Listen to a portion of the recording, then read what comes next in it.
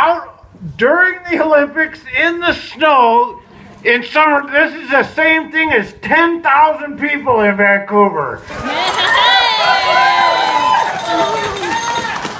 I have been, because I had the wonderful chance to be the Minister of Agriculture, I bet I've been to 100 meetings in my life about food and farming and farmland, and this is the first one I've ever been to organized by young people.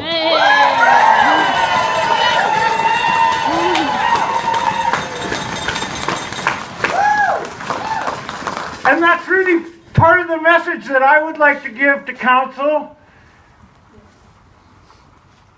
I want to make an argument that the world has changed from the time when I was younger, even from the time when I was elected.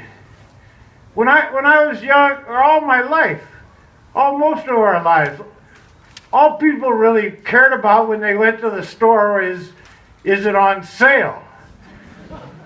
And now people are actually wanting to buy food from somebody they could know or from their community.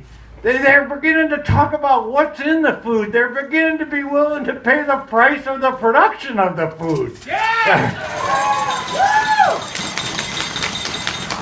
From a business sense, municipal council,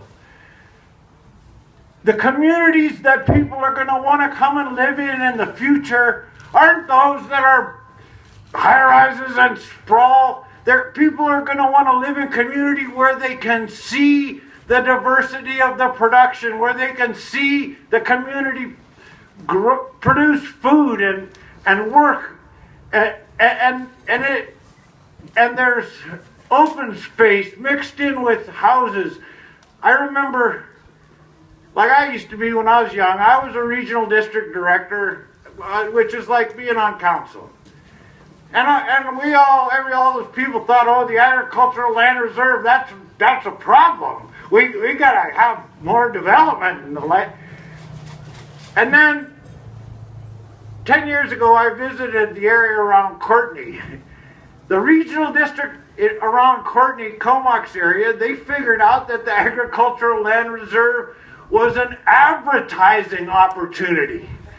They could print brochures and send them to Edmonton and say, come here to our pastoral community where we care about land.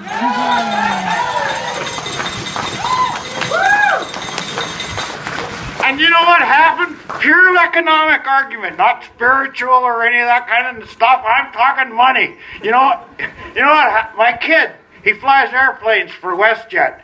And he says, well, we have a problem. The planes are full when they come from Edmonton, but they're empty going back. Because when they get there, they stay there.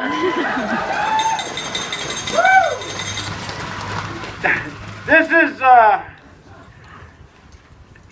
40 years ago, well actually 50 years ago, before the Agricultural Land Reserve, BC was losing 6,000 hectares a year of farmland.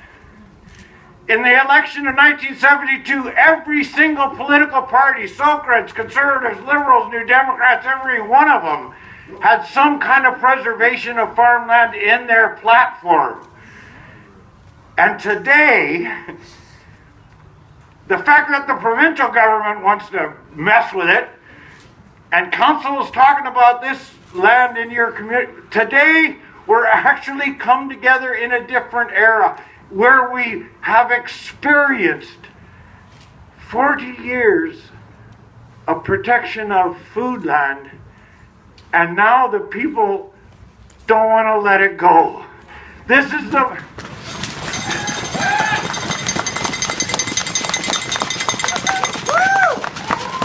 Last year, I like to grow, one of the things I grow, Jim said we grow food, yeah, one of the things I like to grow is potatoes, and we sell potatoes, and I couldn't find any German butterball seed, because the guy I buy it from didn't have any. And I found a guy in Richmond had some German butterball seed. We went to Richmond, and there was a guy I know, and he said to me, you know, Corky, when the Agricultural Land Reserve was created, I was 9 years old. And all of the people around here were real angry, and so we went over to Victoria and had a demonstration, said, we don't want an agricultural land reserve.